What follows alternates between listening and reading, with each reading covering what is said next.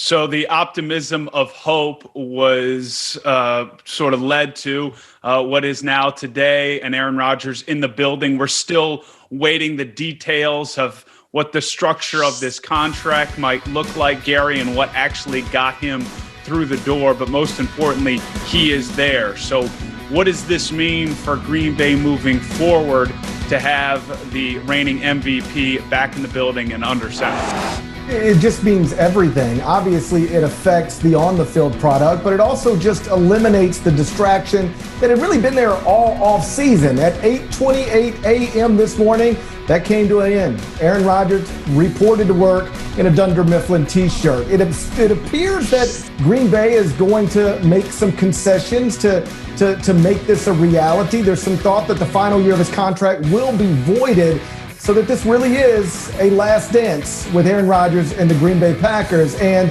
I'm certain this isn't exactly what Green Bay wanted, but it's obviously better than the alternative. The alternative being Aaron Rodgers hosting Jeopardy, playing golf, or just doing something other than quarterbacking the Packers.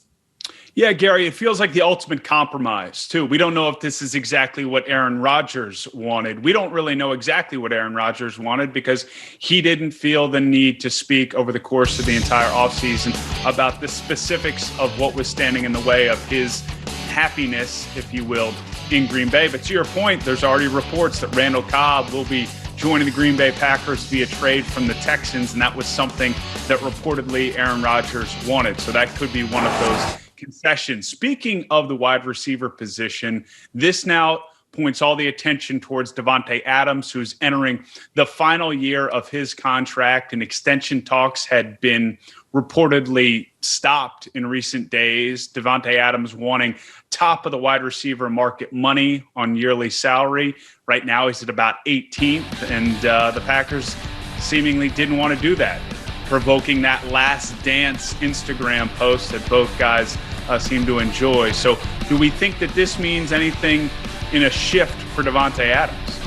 Well, as we've seen with Aaron Rodgers, things can change over time. So I would never speak with any degree of certainty about any of this stuff. But Davante Adams, as you noted, is on the last year of a contract. And he did, seemingly in coordination with Aaron Rodgers, post on social media over the weekend about this being the last dance. Obviously, that's in reference to the documentary about the Chicago Bulls' final year with Michael Jordan and Scottie Pippen. Not that Aaron Rodgers and Davante Adams are Michael Jordan and Scottie Pippen, but they view themselves as two very important players for the Green Bay Packers, and they seem to have suggested, again, at least on social media in July of 2021, for whatever that's worth, that this is indeed the last time they'll be playing in Green Bay. Yeah, the one last thing I would say on it would be that it appears that both parties, specific to Rodgers, most notably, want this to be a year where they can focus solely on this one season. But Gary, if this team runs through things and wins a Super Bowl, it's hard not to imagine all these pieces wanting to come back. And that's a reality that could be achieved with all the talent they have, especially on the offensive side of the ball. OU and Texas announcing that they'd like to leave the Big 12 in 2025. Now it's official that they've asked for acceptance into the SEC, and the SEC has taken that in, and that will then eventually go to a vote. So what stood out to you about the latest developments of the official move here to the SEC for Texas and Oklahoma? Well, it's just more evidence that this is happening very, very quickly. I mean, it was just a week ago when we got a published report from the Houston Chronicle suggesting, this was in the cards. And now, not only is it in the cards, it's actually a reality. Oklahoma and Texas have one day let the Big 12 know they're ready to leave, and the next day let the SEC know they're ready to come. And this is a little bit like, a high school prom situation. You don't ask the SEC if you can join unless you know they're going to say, of course you can. So this is all a formality. Oklahoma and Texas are going to be members of the SEC. The SEC is going to be the first 16-school super conference in college athletics history. The only question now is when? When does it happen? the University of Texas and Oklahoma have asked the SEC to join in July 2025 because there's still a lot of contracts tied to the Big 12. But there is some thought in college athletic circles that the relationship between Oklahoma, Texas, and everybody else in the Big 12 will grow so sour in the coming weeks and months and years that they'll probably be able to get out of that. Bottom line, Oklahoma, Texas right now ready to join the SEC in 2025. But most people in college sports think it's going to come much sooner than that, and perhaps as soon as 2022. Earlier today, Simone Biles withdrew from the team competition for USA Gymnastics, citing mental wellness. And she becomes the latest in athletes stepping away from their sport's biggest stage. You think Naomi Osaka with the French Open a few weeks ago. Now, Biles has not indicated that she's leaving Tokyo. She still has some opportunities in the individual events to win medals. But Gary, as you look at this, what's most important, you think, in terms of a response to what is arguably the greatest gymnastics Olympian in recent years, choosing not to compete with her team? Well, the response from all of us should be compassion.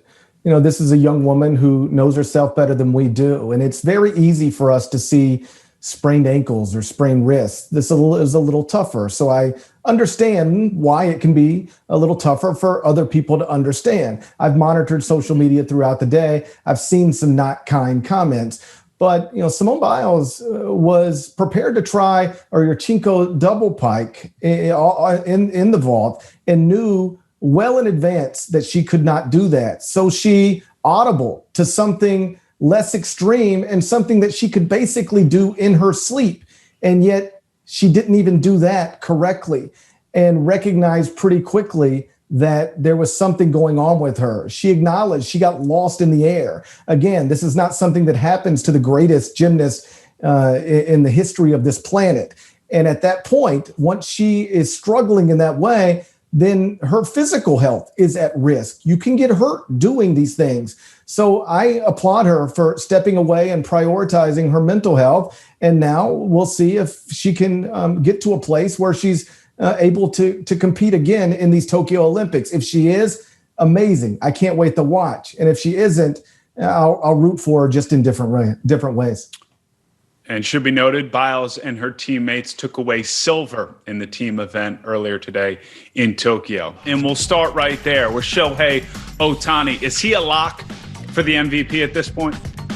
If we were voting today, he would be a lock. I would argue he should be a unanimous MVP. Evan, he's doing things we've literally never seen anybody do. And I mean, not just you and I, but anybody's ever seen anybody do in the history of Major League Baseball. He's got an MLB leading 35 homers as a hitter. His ERA as a pitcher, 3.04. He's struck out 100 hitters on the season. No pitcher in Major League Baseball history, here's some context for you, has ever struck out 100 batters and hit more than 9 home runs in a season. This dude has 100 strikeouts as a pitcher and 35 home runs right now, and it's still only July.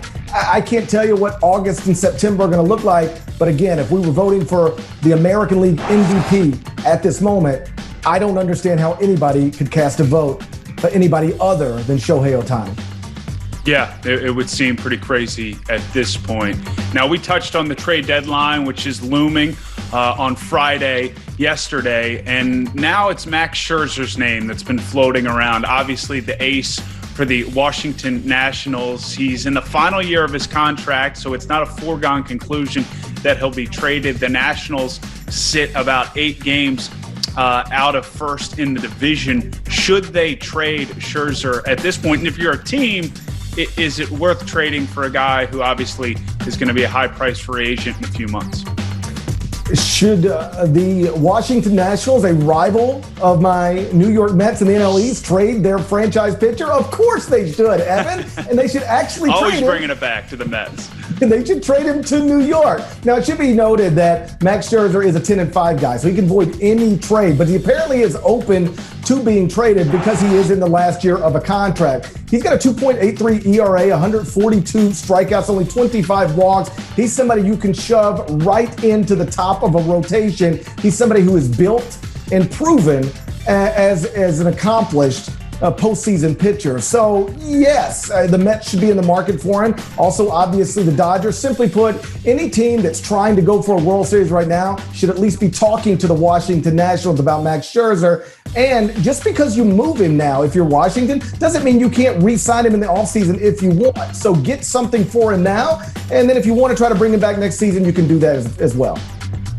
Mets organization needs to be sending you something. Doesn't have to be cash, but maybe some fresh swag for all the work you've been doing here on their behalf on Time to Shine, Gary Parrish. He's got a young one at quarterback in Mac Jones out of Alabama. Can he unseat Cam Newton as the Patriots starting quarterback? Evan, who do you think is going to win that job in New England? He absolutely can, Gary. But that doesn't mean that he will ahead of week one of the season. Obviously, they took Mac Jones in the first round, so there's some expectation that comes with that. But as Bill said today, he doesn't go into seasons with expectations for players. It's all about what's happening in the moment and what's best for the team moving forward. And as I see it sitting here right now, to me, Cam Newton is probably the safer pick based off of the fact that he was in the system a year ago. He has said publicly that he is as healthy as he's been since 2016, so that you would imagine he will have a leg up throughout this quarterback competition in training camp. And Mac Jones has a lot on his plate when it comes to digesting a Josh McDaniels, Bill Belichick offense and be in a position to play at the highest level starting in week one. Mac Jones will get his shot, but it would seem to me that Cam Newton will be the guy out of the gate. Obviously, Mac Jones is not the only rookie quarterback in a competition. You've also got Justin Fields in Chicago. He's there with Andy Dalton. He's there with Nick Foles. Evan, which one of those three going to start week one for the Bears? Well, I think we can throw Nick Foles to the side. Look, he's there. He's been capable. He's won a Super Bowl, as we well know.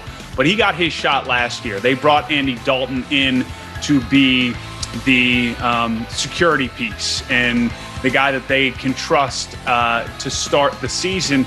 And Matt Nagy's been public, and he's caught some flack from it. And I haven't necessarily agreed with the approach to just say that Andy Dalton will be the starter week one, because Justin Fields, again, a first-round pick, a talented young quarterback, should have the opportunity, you would imagine, to compete for that job in training camp. But I do believe that they will stick to their guns on this one, and Andy Dalton will start the season.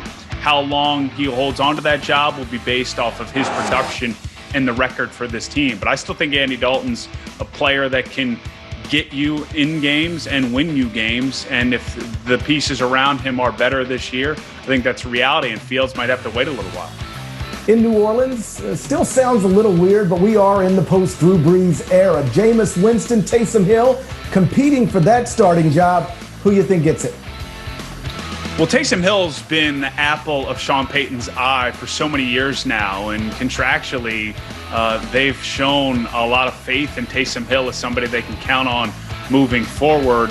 But Jameis Winston is your conventional quarterback that has all the ability to be a capable winner and a guy that can have this team competing with the Bucs in that division if he can take care of the ball. He had that 1 year behind Brees in the system to try and soak up as much as he could from Brees, as well as Peyton, most importantly. So I think it's going to trend towards Winston, because if you go full-time with Taysom Hill, Gary, you also take him out of what has become a valuable piece to this offense and this team in general, that Swiss Army knife, where he plays on special teams.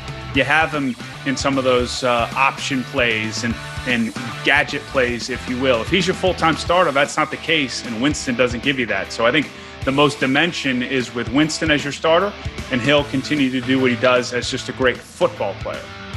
And lastly, in Denver, there is a quarterback competition. Teddy Bridgewater was added to the QB room this offseason. He's obviously competing with Drew Lock, who's been less than impressive since being selected in the second round 2019 NFL draft. Who you got in Denver, Evan? It's a make or break it situation for Drew Lock. I think he will start the season because this organization, while it is a new front office, invested draft capital, a second-round pick in Drew Lock. And let's be real, he's shown flashes. He hasn't been great. He's been underwhelming, as you mentioned, at times. I would argue not necessarily the greatest infrastructure around him for a rookie quarterback who's needed some time to develop. He has some athletic gifts. We know what Teddy Bridgewater is. He is a capable starter in this league, but there's a ceiling. I don't know if there's necessarily a ceiling on Drew Lock, but the decision's going to be made this year. So to really be educated in that decision, you have to give him a shot to start this season as QB1. Thank you for watching. Please like and subscribe, and don't forget to hit the bell for more videos.